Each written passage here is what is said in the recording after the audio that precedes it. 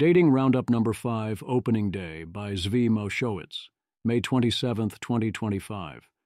Previously, Number 1, Number 2, Number 3, Number 4.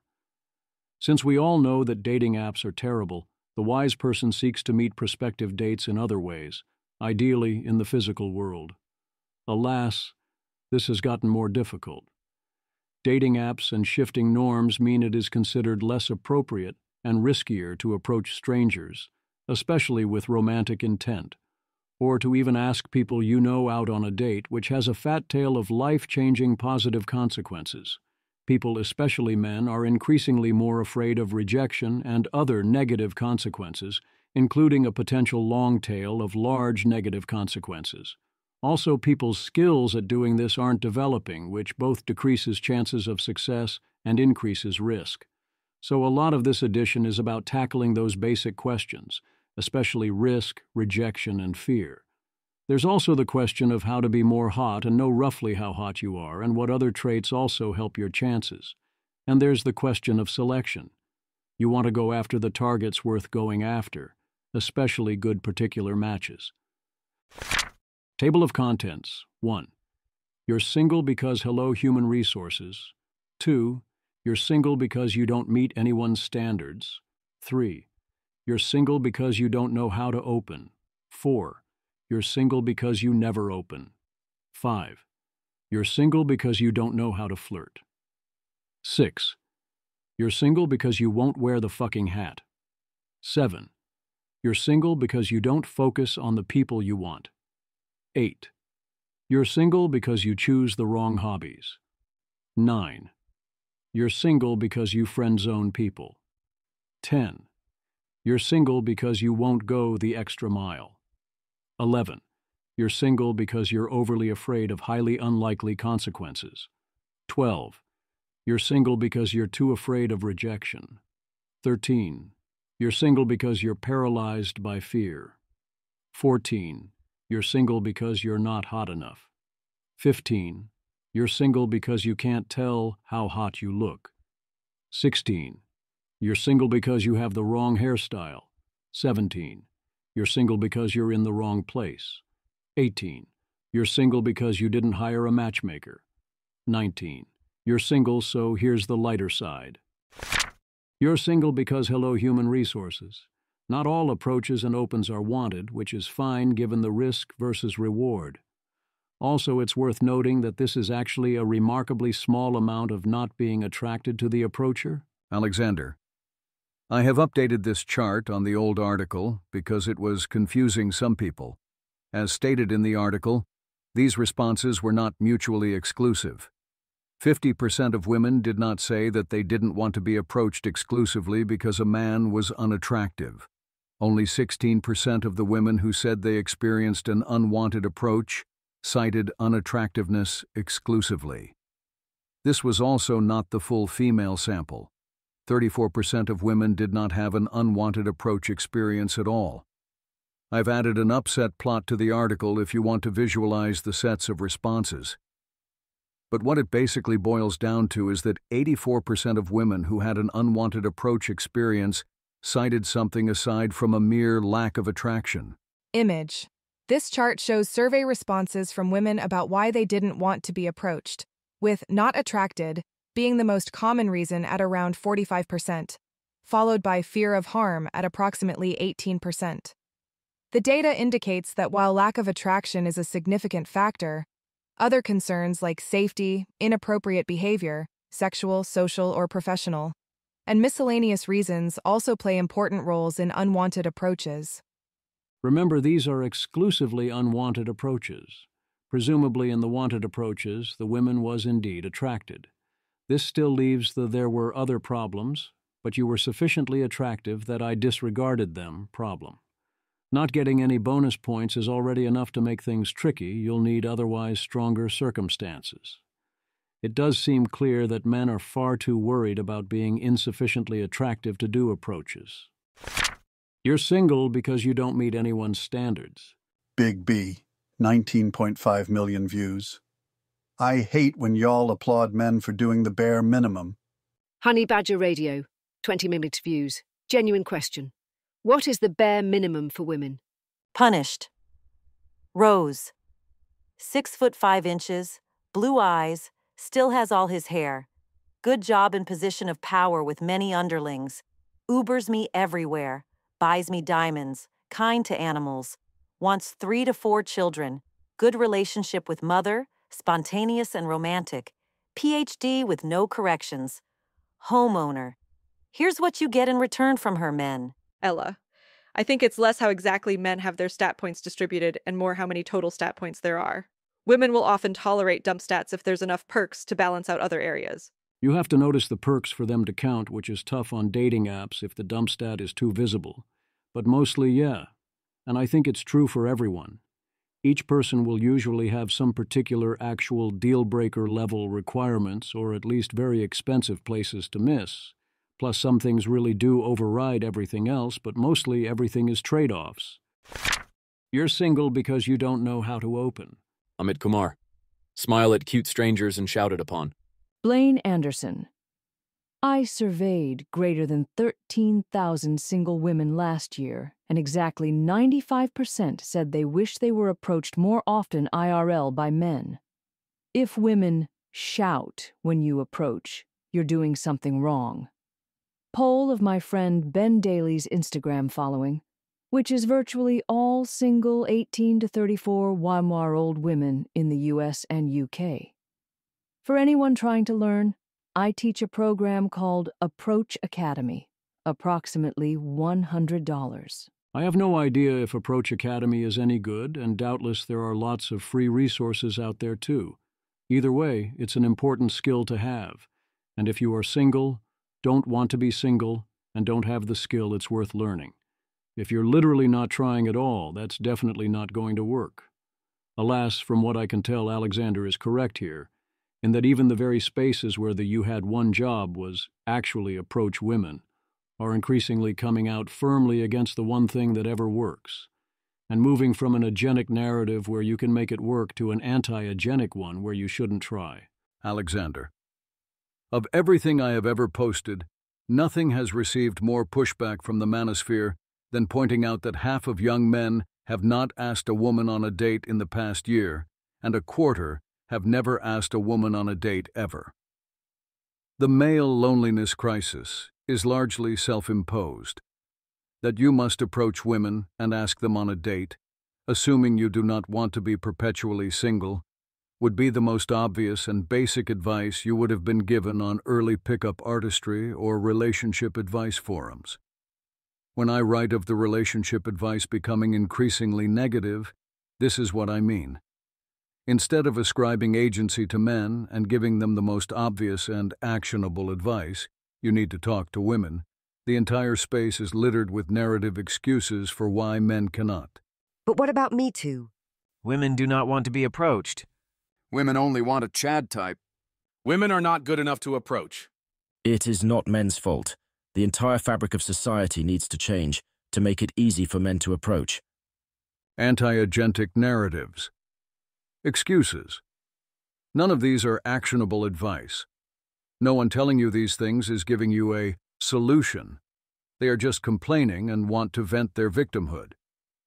Occasionally, the feedback I receive is, "You describe things well, but provide no advice." Probably true. I do not really make self-help content, yet I do regularly tell you all the very basic things that work. 1. You need to talk to women. 2.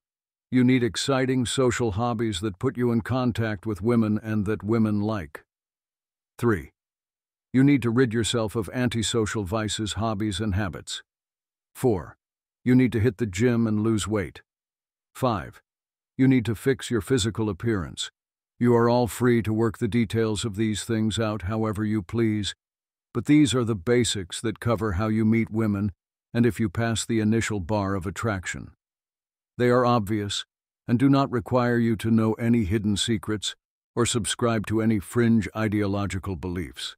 Image. These 4 charts compare approach behavior between men and women, showing that men are significantly more likely to be rare approachers than women are to be rarely approached. Among all men, 29% have never approached a woman, and 27% haven't approached in over a year, while these percentages are much higher, 45% and 17% respectively, for men aged 18 to 25, contrasting with women where only about 15% report being rarely approached regardless of age group. A sizable minority of men are not approaching women at all. In the entire dataset, 29% of men said they never approached a woman in person before. 27% said it had been more than 1 year. This was larger for men in the age 18 to 25 group. 45% had never approached a woman in person. This is again consistent with the hypothesis of a generational risk aversion trend in Zoomers. 17% had not approached a woman in more than 1 year. Never and more than 1 year are discrete groups. This means that about half of all single men in my dataset are effectively not approaching women for dates in person. The manosphere overall, as well as individual subcultures within it like the red pill, have shifted from agentic messaging to anti-agentic messaging over time. It used to be, it's really easy to put yourself in the top 10% of men. Now you are much more likely to see lamentations that women only want the top 10%, and they are so unreasonable and unfair for that. Narratives used to be primarily individualistic and agentic. You can self-improve and fundamentally change. You can get the results you want in life. Now the narratives are collectivist and social. Society is responsible for men's romantic outcomes. They copy the language and paradigms of left-wing social justice movements. Men are victims. Men are not at fault nor responsible for their own life trajectories. The only solution is a massive change to the culture, laws, and society at large. Matthew Iglesias. We need industrial policy for asking girls out. Do today's young men know about negging? Peacocking? Do we need a game czar to address this crisis? Matthew Iglesias. If you ask a bunch of girls out, some of them will go out with you, whereas if you don't, none of them will. As in order to open, you need to be there at all, and that's the 80% for showing up. Nick Gray. His is a message for single men that are tired of online dating. I made a post 6 months ago about what I should text a woman that I was going on a date with. The date was great. In fact, we have spent almost every day since then together. Now she's my girlfriend.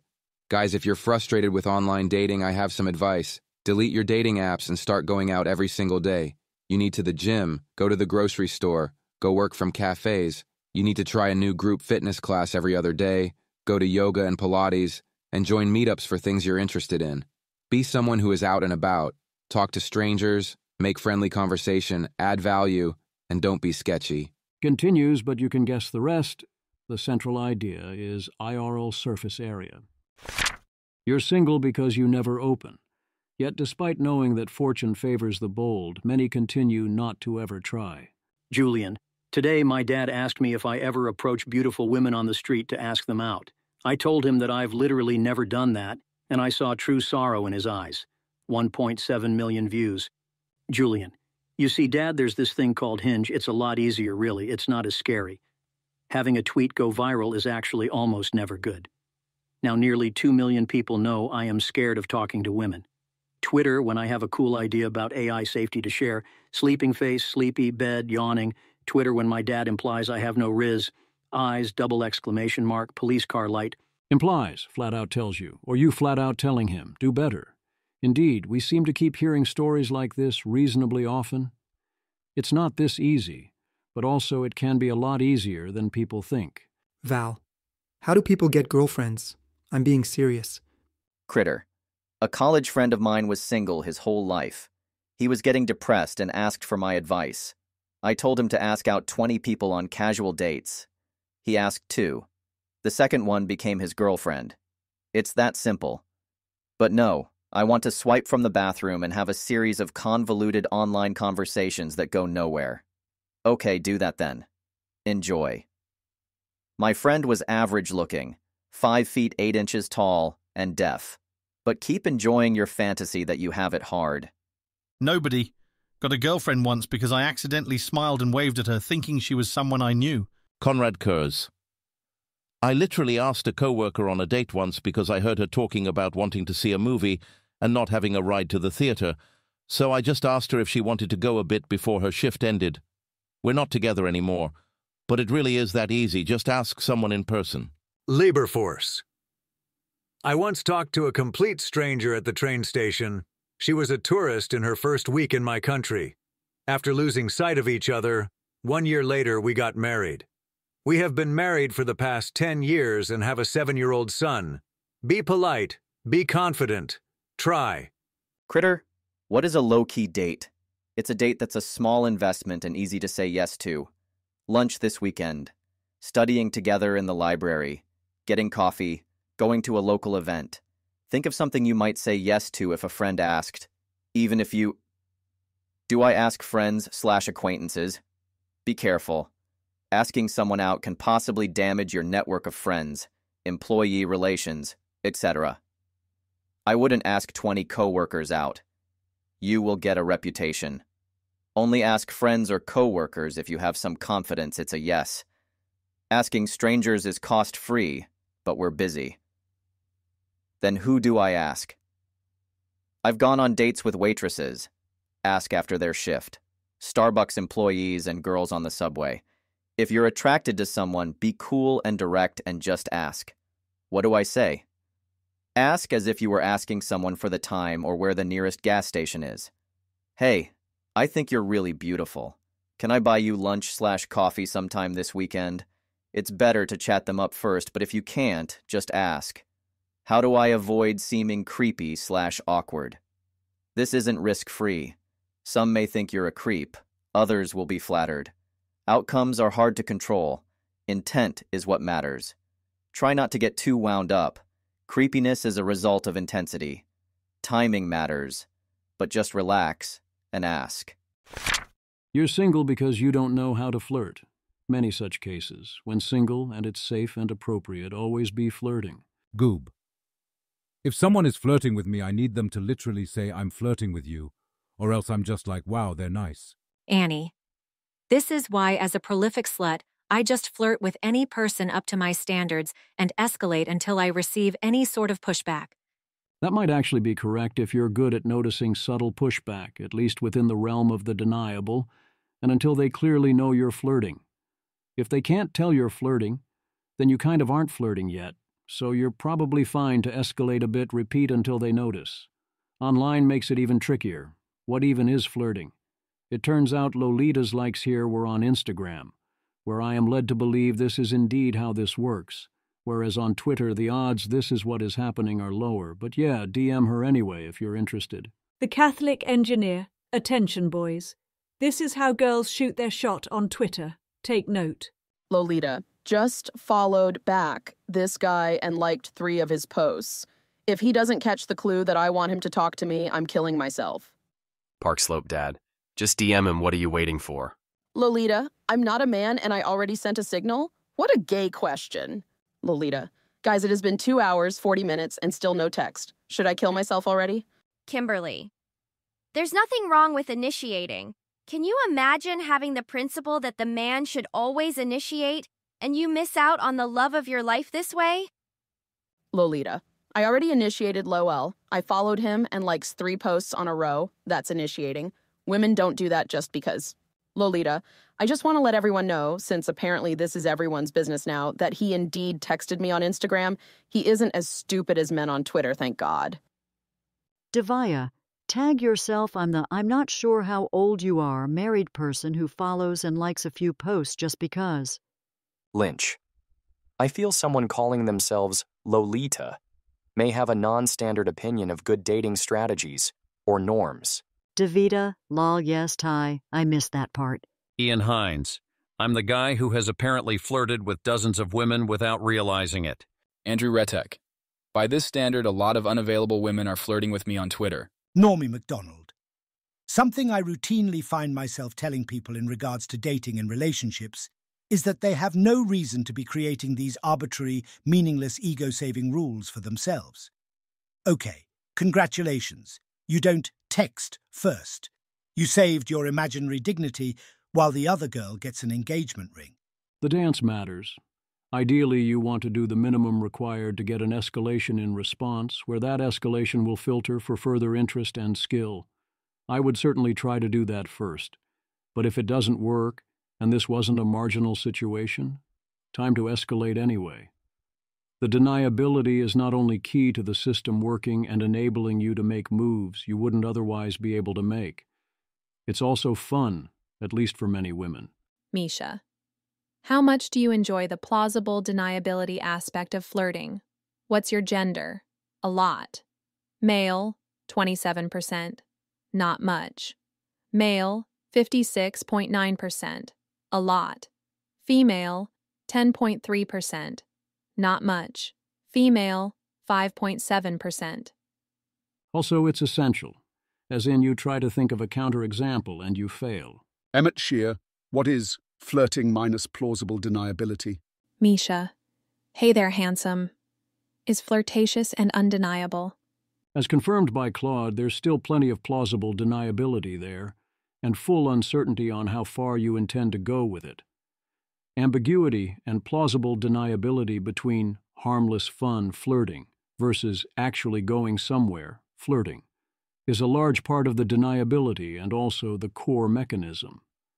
Periodically, we rediscover the classic tricks, which is half of what TikTok is good for. In this case, something called sticky eyes, where you make eye contact until they make eye contact back, then act like you're caught and look away. Then look at them, and this time when they match, don't look away, and often they'll walk right to you. You're single because you won't wear the fucking hat. I do not believe any of this below is how any of this worked in literal detail, but... Woolly AI. That stupid fucking hat. This is doing the rounds, and like all gender and feminist discourse, it's fundamentally dishonest. You can read 24 other restacks laying out the limitations of this article, all ignoring that she's a freelance writer, poor, and she's writing for clicks. Hate the game, not the player. I still cannot get over that stupid fucking hat. It worked. Look, that hat worked. That stupid fucking hat got mystery laid more than I've been laid in my entire life, unless 90% of what was written in the game is a lie. Women like the hat. Women slept with him over the hat. And we can't be honest about it. It worked on me. It worked on all of us. 20 effing years later, that stupid hat is still the #1 image of PUAs. And Mystery is still the most famous of them. Not because of anything he did, but just because if you put that stupid fucking hat in a thumbnail, people will click on it because we can't not pay attention to that stupid fucking hat. That stupid fucking hat worked, and I wouldn't wear it, and you wouldn't wear it, but it brought him more sex and fame than anyone reading this has ever got, and we can't be honest about it, and that's why the discourse never goes anywhere. If you actually read the book, Mystery is an insanely broken individual, but he lived a literal rock star lifestyle because he was willing to wear that stupid fucking hat, and I kinda envy him for it. Just the shameless, I want women, women want the hat, therefore I will wear the hat. But the discourse feels stuck because women are ashamed they like the stupid fucking hat, and men would be ashamed to wear the stupid fucking hat, so we all lie about it so we don't have to live with the shame of who we are. Pictured, that fucking hat. The stupid fucking hat was successful for Mystery in particular, as it played into the rest of what he was doing, leading interactions down predictable paths he trained for in various ways, and that he figured out how to steer in the ways he wanted. But also, yes, it was his willingness to wear the stupid fucking hat if that's what it took to make all that work. That doesn't mean you should go out and wear your own literal stupid fucking hat, but be willing, as needed, to wear the metaphorical stupid fucking hat. That's what it takes.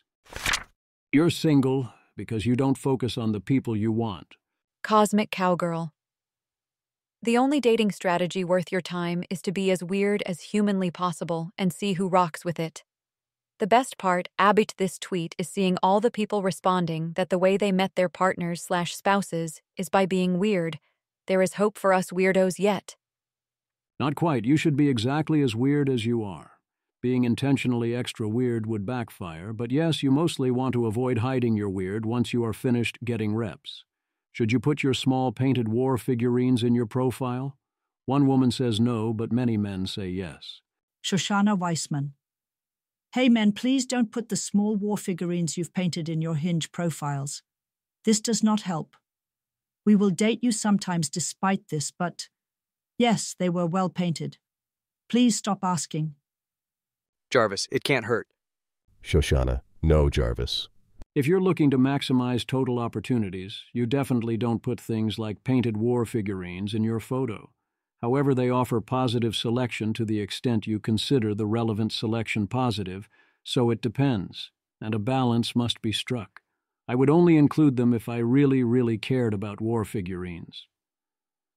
Teach the debate.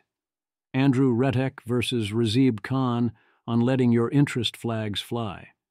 Should you worry about most of the attractive women losing interest if you talk about space exploration, abstruse philosophy, and existential risk?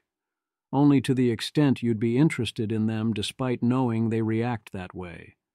So gain, ideally, once you've got your reps in, no. As usual, if you're still on the steep part of the dating learning curve, one must first get the reps before it's wise to overly narrow one's focus. You can also make other life choices to increase your chances. If you are a furry, you might do well to go into nuclear engineering if that otherwise interests you. At some point, the doom loop cannot be stopped, might as well go with it. Aeneas Brodsky suggests to straight men, look for a woman who likes men, as in a woman who says outright that by default men are good and cool people to be around. He says this is rare, and thus not all that actionable. I think it's not that rare. I would say that the specific positive version could be hard to act on, but the generalized negative version seems like fine advice across the board and highly actionable. If someone actively dislikes people in your key reference classes, whichever reference classes those might be, then probably don't date them. The more of your reference classes they actively like by default, the better. The same principles are true for women seeking men, and the same is true for physical goals. You should care relatively little about general appeal, and care more about appeal to those you find appealing as long-term partners. Antunes. Dear women, we don't want you with muscles. We want you slim, delicate, and cute. Take notes. The rich. Dear women, muscles are hot, and there are many fit gym rats who would love a workout partner. Appealing to the average man is a bad idea. Better to appeal to a small group that is very interested in you, with favorable gender ratios. Daniel, I still think he's wrong about the average man not wanting a fit woman. In particular, the men like Antuas, who actively mock anyone who disagrees on this. Turning them off actively is not a bug, it's a feature. Isabel, question for women in their 30s, 40s, 50s, etc. What are women in their 20s not considering that they should be considering? Mason. Waste zero time on men who don't want the same things you want. You will not look back fondly on relationships built on the hope that someone else would change. The original thread has much other advice, also of the standard variety. I would modify Mason's note slightly. Do not waste time on the chance someone else will change what they want. But of course there are other ways for time to be well spent. On the flip side, girl explains why she does not like extreme gym guy bodies. She wants the mechanic with real muscles in natural settings. Freya. Every woman I talk to is like, no, too much muscle is weird, and they're imagining competition season Mr. Olympia in their head or something, but every guy I talk to is like, yeah, I started lifting, and all of a sudden women found me 10 times funnier. This is an easy one. 1. Up to a point more muscle is good. 2. Too much unnatural or gym-style muscle is weird. 3. If you never do muscle poses, you do not have too much such muscle. 4. If you are muscle photomaxing, you may have too much muscle for other purposes. You're single because you choose the wrong hobbies. Choose your fighter. Rachel Lapides. The undergrad creative writing class I'm teaching has 19 girls and 1 boy. I think a lot of you in the replies would benefit from a class or two. Zena Sarif. Who will tell them? Image. The first chart shows the top 15 most attractive hobbies to women, with reading leading at 98.2%, followed by foreign languages, 95.6%, playing instruments, 95.4%, and cooking, 95.1%, while activities like traveling, blacksmithing, and archery rank lower but still above 87%. The second chart displays the unattractiveness of male nerd hobbies, showing a dramatic contrast where hobbies like reading are viewed as unattractive by only 1.8% of women, while activities like Funko collecting, 87.7%, cryptocurrency, 76.9%, and anime, 72.6%, are viewed unfavorably by much higher percentages of women. Vers Laloon. This needs to be said. Reading is not an attractive hobby to women. Back in 2018-ish, I A/B tested it and hid my books and actively lied about not reading a book since college, and it worked 10x better than honesty. It's attractive hobby in theory, but most people don't read shit anyway. Maybe they read literotica fairy smut or something, but you'll never see panties drier than if you reference David Foster Wallace or some history book or something. The rest of that chart is fine. Knowing languages and instruments are absolutely the most attractive to them. Robin Hanson, would this result hold up in a larger randomized trial? Poll yes, 23.3%. No, 42.1%. I'm on the fence, 15.9%. Just show results, 18.8%. I think Vers is right about this. Reading is attractive in theory. In practice, it is not unattractive, but that is a different thing. You need to have a hook that is attractive in practice. Reading can and does help with that.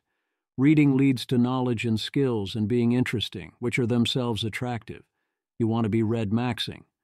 But that, too, is a different thing. When 98.2% of women said reading was attractive in a binary choice, that was answering the wrong question. Associating with reading simply is not exciting. It does not offer a joint experience or a good time. It won't work. Whereas the other top activities represent skills and demonstrations of value and joint activities. So they're great for this. The flip side are the actively unattractive hobbies. Reading is not unattractive. It will almost never actively cost you points, but magic, anime, and crypto definitely will be highly unattractive and turn off a large percentage of women if you force them to deal with those things front and center. If you don't center them, my guess is they are like reading. They don't end up counting much for or against you then. Of course, there will be some women that does find almost any hobby attractive, and the positive selection as noted above is palpable. But you only get so many such filters, so choose carefully which ones you deploy. It's not strictly limit one, but it's close. J.D. Vance gave up Magic: The Gathering because girls weren't into it. I notice how much I dislike that reaction, but I understand it. It's a real cost. So how much was he into casting a paper version of Yawgmoth's Bargain, when he could instead get the same experience going to Yale Law School? You're single because you friend-zone people. Liv Bori points out that one place women can look for a good man is in their friend group, where you might already have some known to be good men in your friend zone. And she can say that because this is how she met Igor. So she advises to make sure to take a second look at those guys at some point. I'd add to that, because only you can make that move, they mostly can't. We, alas, lack a good mechanism whereby people can attempt to be unfriend-zoned or indicate their interest in being unfriend-zoned without risking destroying the friendship. There are obvious possible coordination mechanisms, e.g., to ensure that only reciprocal interest is revealed, but no way to get others to implement them. The rationalists have tried to fix this at least once, but I think that faded away even there. You're single because you won't go the extra mile. Here's a very different strategy from Brian Kaplan that we have discussed in prior episodes. Why would you, a man, even look for her, a woman, in America? Your hand in marriage is a green card easily worth 6 figures, and you're going to waste that on someone who already lives here, when you could instead be, in relative terms, instantly super high status to boot. His answer is adverse selection. You have to worry the woman does not actually like you. He does not discuss strategies to minimize this risk, such as avoiding services for women actively seeking such arrangements. You want to seek the women who are not actively seeking for you to seek them. Tricky. The other obvious problems are logistics and cultural compatibility. And also, as one commenter warns, how you look to her from afar might not be a good prediction of how you look to her once she arrives. Mason. I don't have a big problem with passport brokers, to be honest. I get the sense that most of them are just average men who want to settle down after some bad luck in love and are very excited and naive about encountering a pool of young women who want to do that quickly. I'd guess that about 90% of the time, there isn't anything overtly political or misogynistic about it, even if there are a number of reasons it may not be a good idea. The perhaps 10% who see themselves as actively snubbing Western women who are too damaged to love are, yes, distasteful. But so are the largely female onlookers who seem, more than anything, angry at the idea of an average-looking, average-earning man getting someone out of his league. If there's something disturbingly transactional about dating women from poorer countries online, there's an equally economic paradigm implicit in the idea that two people can't truly love each other unless they're matched on social class and relative status. I think the important problems are entirely practical issues of logistics, cultural distance, and adverse selection. Those are big problems, and reason most people should choose different strategies. You're single because you're overly afraid of highly unlikely consequences. Could backfire massively and ruin your life or career is not could plausibly or is likely to. But if you don't know that, it will have the same impact on your decisions. Air Katakana. We need to talk about the real reason no one is getting married. Western society has gone so woke that a man showing any interest in a woman in any situation could lead to his career and life being ruined. The only place you can even feasibly meet someone now is via dating apps. Harvey Michael Pratt. Like, seriously, who are these people who don't know how to express romantic interest without seeming threatening? I've heard this one over and over and just don't get it. Misha. It's not just about seeming threatening. I think it's about the distribution of outcomes feeling like it's net negative. Imagine in the past it was something like, every time you hit on someone, roll a d20. On a 1, she slaps you. On a 16 or higher, you get a date. Now, it's more like, on a 1, you get fired. On a 2 to 5, you get mocked or have a really awkward time. On a 20, you get a date. Now, obviously, all these numbers are fake, and the real numbers are probably something else. But on a visceral level, it's hard to believe in the real numbers, and our expectation of the risk/reward of interacting in certain ways is influenced by our social environments. I think this is particularly pernicious for guys who haven't been in relationships because they have no direct experience of positive outcomes. They only have negative outcomes, and stories you see about other people's negative outcomes are more viral. Even if we round down the risk of getting canceled/mocked/fired to 0, which I think is probably correct, you can still expect to be rejected a ton of times before you get a relationship, which is extremely discouraging. I do think part of the problem is over-romanticizing of the past, though. You're much more likely for various reasons to hear about all the relationships that came before instead of the people who died alone. I don't know if it was ever actually easy to get married. My understanding is that sufficiently far in the past, asking was actually deadly. You risked violence, including deadly violence or exile. You indeed had to be very careful. Then there was a period where you were much more free to do whatever you wanted. You really could view the downside mostly as you get slapped, which is fine even if the odds are substantially worse than above. Now things have swung back somewhat. The tail risk is small, but it's there. And the reports are among the sufficiently young that many think trying to date people you actually know just isn't done, except of course when it is anyway. I also presume, given other conditions, that we are now trending back down on the risks other than rejection of asking front. Partly, of course, it is a skill issue. The rejection part sucks too, of course. But you can try to have it suck less. You're single because you're too afraid of rejection. One of the most important dating skills is learning to handle and not fear rejection. Rudy Giuliani, this is worse than a gunshot to the head. Steph, hi. I'm sorry, but I don't think I can hang out with you again. You were my first date after getting out of a relationship, and I realized after that I'm not as ready as I thought I was. But I did have a lot of fun, and I hope you get the job and that the traffic coming home after Redacted wasn't too bad. Ali, this type of rejection is a super normal part of dating and was delivered about as politely as it could have been. Zoomers are so emotionally strung out that this kind of thing feels catastrophic when it should just be, "Oh, darn, I had high hopes for that one." Shoshana. Dude, fuck what I'd give for men to be this adult and straightforward. Ali, half the time people just ghost these days. The replies are full of, "At least she was honest and did not ghost you." 1. So first of all, wow, those are low standards. 2. We don't actually know she was honest, only that you can safely move on. 3. I do totally see how you did nothing wrong can be worse than a "you suck." 4. But seriously, you need to be able to take this one in stride. 1 date.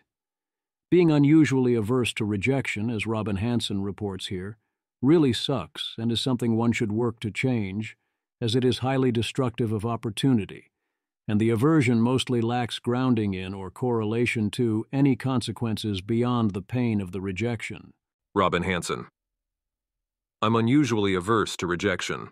Some see that as irrational. I should get over. I guess as they don't think it makes sense to have preferences directly over such a complex thing. Prefs should be on simpler outcomes. But how do I tell which outcomes are okay to matter? Zvi, it's not simple. It's terminal outcomes, final goods, versus signals for how things are going. Learning feedback systems and intermediate goods and correlations with ancestral envy or dangers, etc. You know what actually feels great? When you ask and you get turned down and you realize you played correctly and that there's no actual price to getting a no except that you can't directly try again. Nothing was lost since they weren't into you anyway. Indeed, you got valuable experience and information, and you helped conquer your fears and build good habits. That includes looking back afterwards. Indeed, I'm actively happy looking back with the shots I did take that missed, as opposed to the 100% of shots that I didn't take. Many of those I do regret. Such a strange question to have to even ask when you think about it. Is having to reject others even worse? Some people actually say it is. It's not the common sentiment, but it's there. Robin Hanson. Redating apps, which is more painful, getting rejected or having to reject others? Getting rejected, 62.8%. Rejecting others, 11%. About the same, 7.2%. Just show results, 19%. Kali Carmilla. The most depressing part of dating apps isn't even getting rejected. It's having to reject so many people. They put themselves out there, asking for someone to care for them, and you have to be like, "Not my type," 100 times in a row. Makes me feel evil, honestly. I don't think the human mind was built to realize that so many people are lonely at one time, and it certainly wasn't built to see that and react with indifference, swipe left and they stop existing. I do not know, man, it's just sad. I wish I were frozen in ice like a cartoon caveman. Me. It feels like dating apps are asking me to dehumanize other people. This person. It's okay because people are just like commodities, and the apps are just digital marketplaces. Brother, I never want to be like you in my life. If you reject someone in the swiping stage and you feel evil about it, don't. It's unfortunate that you need to be doing this rather than the algorithm handling it, but it's no different than being at the club with 100 other people and ignoring most of them. You're being fooled by having the choices be one at a time and highlighted. Of course, so many people are lonely at one time. There are so many people. If you reject someone after a match, then that is like actually rejecting them. So yes, treat them like a real person with actual feelings. But everyone involved signed up for this, and stringing things along when you don't want to be there or keep talking to them is not better. If you can't get there with someone, tell them that and send them home. Anything else is cruel, not kind. Tracing woods. Worse than this, I think, is the occasional decision not to immediately reject someone you should have, playing with their heart a bit on the way to rejection. People expose their hearts incredibly quickly while dating, and it's easy to stumble into hurting someone. My worst moments when dating, looking back, were when I went on a first date with someone who was clearly desperate for an affection I could not honestly provide. Everyone wants to be loved, but nobody wants to be pity-dated. Of all the lessons of The Bachelor, this might be the biggest one. To not string people along, you see this on various similar shows. The candidates who are rejected early mostly shrug. Some are hit hard, but not that hard. The farther along they go, the worse it gets. Also, much time is wasted. Same goes in real life. If you know you must reject, mostly the sooner and clearer the better, with the least interaction beforehand. It will suck less for both of you. I do admit that sometimes the person you reject does not make it easy on you, including those who don't accept it. Holly Elmore. Having people not accept the rejection feels like having to strangle them or walking away and letting them bleed out. It's way more intense than any one instance of being swiped left on or hearing no. Yes, of course, having to tell people no sucks. Having to dump someone sucks a lot. But it's still way better than getting dumped when you didn't want to be. You're single because you're paralyzed by fear. Ali. A lot of the best things in life fall into the scary but worth it category. Leaving home, falling in love, driving, buying a house, marriage, children, travel. We used to focus on the worth it aspect.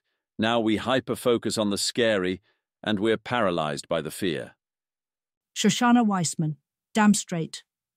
Lot of people paralyzed by fear of doing normal good things that all involve some risk but lots of payoff. Yep, normal good things are scary. You have to do them anyway. You're single because you're not hot enough. The other stuff matters, but hey, it couldn't hurt. Here's a chart of how men and women said they viewed various beauty strategies. Full article here. Image. This table shows mean ratings, on a 1 to 7 scale, from men and women regarding various beauty enhancement strategies, revealing that both genders prioritize basic health and grooming practices like losing weight, 5.8 for men, 5.7 for women, leg grooming, 5.8 for men, 4.9 for women, and maintaining muscle tone, while more extreme modifications like piercings, cosmetic procedures, and heavy makeup receive much lower ratings from both groups. The data demonstrates strong agreement between men and women that fundamental health and basic grooming are significantly more attractive than elaborate beauty enhancements, with most cosmetic procedures and dramatic styling choices rated below the midpoint of the scale. Alexander. Revisiting the original list, we also see very strong agreement between men and women. Both men and women know that these things aren't actually attractive to men. It turns out that what is attractive essentially falls into two categories: don't be fat and basic grooming. As a woman, you need to not be overweight, work out, shave, and have nice teeth, all of which is just as true for men. I mostly believe this list. My guess is dye your hair blonde is underrated, because they are asking in a context where you know and are thinking about the fact that the color is fake and that you're being fooled, which is not real-world conditions, and I predict what is likely a smaller, similar miscalibration for breast implants. You're single because you can't tell how hot you look. Women were highly unsuccessful in attempting to pick photos to look hotter. Ella, the actual finding, after paranoid checking against dumb mistakes, I had women submit an average photo of themselves and a photo of them at their best. Total N equals 102. Men rated the at their best photos about 0.3 out of 10 points hotter than the average photos. But there was pretty decent variance. About a third of women had their hotter photos rated either equal to or worse than their average photo. Image. This histogram shows the distribution of rating differences between women's best and average photos, as judged by men, with the peak around 0.3 points, indicating that most women's best photos were rated only slightly higher than their average ones. The distribution reveals significant variance, with roughly 1/3 of women having their best photos rated equal to or lower than their average photos, negative values on the left side, suggesting many women struggle to accurately identify which photos make them appear most attractive. Women were also highly unsuccessful at knowing how hot men would think they are. Image. This scatter plot shows a comparison between women's self-attractiveness ratings of their own photos, y-axis, versus men's actual ratings of those same photos, x-axis, revealing a systematic overestimation where women consistently rate themselves higher than men do. The red trend line demonstrates that women who are rated lower by men show the greatest discrepancy in self-perception, with the gap between self-rating and male rating being largest at the lower end of the attractiveness scale, as indicated by the coordinates 2.2 and 8.8, marking the extremes of this relationship. Here is the full post. One way to make people less biased is to ask them how they compare to others of the same gender. Another is to ask people who is in their league. The more unattractive you were, the more delusional you were, as in your estimate, was too high by a higher margin. I don't buy Ayala's explanation for this, though, because I don't think you need it. This result is kind of mathematically inevitable once you accept everyone is overestimating. And wow, loss aversion is a thing here. Ella, my followers' incomes $30,000 to $300,000 would, on average, pay $12,517, median $3,000, to gain 1 point of attractiveness. They would pay on average $94,083, median $10,000, to avoid losing 1 point of attractiveness. N equals 462. Counter to my prediction, there was basically no correlation between how hot someone rated themselves as and the amount they would pay to gain a point or avoid losing a point. And also people say they'd pay more to be 6 out of 10 than 10 out of 10. I presume they're confused. Only paying $12,000 for a permanent extra point of attractiveness, were it for sale, is insane. Go into debt if you have to, as they say. You'll get it back plus extra purely in higher earnings from lookism on the job. If you can do it multiple times, keep hitting that button. And if they let you go above 10, do that and then go to Hollywood. At $94,000, the trade stops being obvious for those on the lower end of the income spectrum. But if you can afford it, this still seems like quite the steal, as many times as they'll sell it to you. I'd be a little scared to know what happens beyond 10, but you bet that if it was for sale, I would find out. You're single because you have the wrong hairstyle. Ella runs the which AI faces are hot according to the opposite gender test with male faces and reports the results. Male average ratings for AI-generated female faces clustered around 5.5, then fell off sharply with a slightly longer left than right tail, whereas female ratings of male AI faces averaged about 4.7 and had a longer right tail that died suddenly. The patterns as you go from 1 up to 9 on the normalized hotness scale are very clear, especially at the top, where there is clearly one top look. Can you pull it off? You're single because you're in the wrong place. Emmett Shear, percentage reporting yes on experiencing God mode, according to my poll. SF, women 50%, men 28%. NYC, women 43%, men 67%. Other, women 56%, men 37%. It turns out SF is just about normal for women in this metric and varies relatively little. The main story is SF sucks for men, LOL. The main story of San Francisco is that it is a rough place all around, with only 39% God mode versus 46% for those in neither NYC nor SF. The men are 9% less likely to report God mode, and the women are 6% less likely, which is within the margin of error here. Whereas New York has 55% God mode, which is much better than 46%, and a major slant towards men. You're single because you didn't hire a matchmaker. Note that this is a stable equilibrium because in their system, one partner must pay, but not both for a match to occur. Jake Kozlowski, keeper. Single women are typically surprised to learn that 85% of our paying matchmaking clients are men. They often assume men aren't interested in commitment. Cody Zervas, keeper. Men assume the platform is mostly men and women assume it's mostly women. Both are surprised to hear we have the other. Jake Kozlowski. Yes, on the flip side, our total pool is 80% women, which tends to surprise men who are used to the terrible ratios on dating apps. It makes sense that men are more likely to pay for such a service, knowing that women won't pay for it, and also that they have more ability to pay and can feel less bad about doing so. They have to pay. It then makes sense that women are more likely to be willing to sign up for free since many men already paid. And indeed, you could argue that they're better off not paying. Who wants to match with the guys who signed up for Keeper for free? Thus, the ultimate version of the guy picking up the check.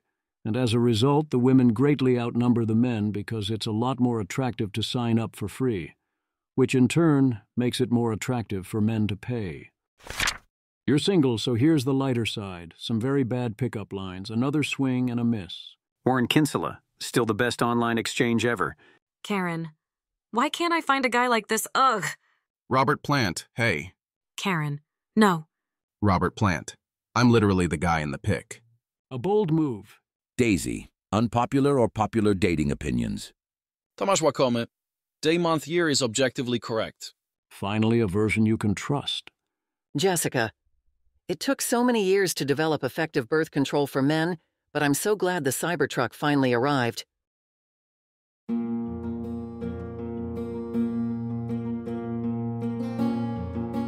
This has been an episode of the Don't Worry About the Vase podcast. If you enjoyed this podcast, please visit thezv.substack.com to support the author. If you enjoy having AI-narrated episodes, please note this is a listener-supported podcast. To receive new posts and support the cost of creation, consider becoming a subscriber at dwatvpodcast.substack.com. Thanks for listening.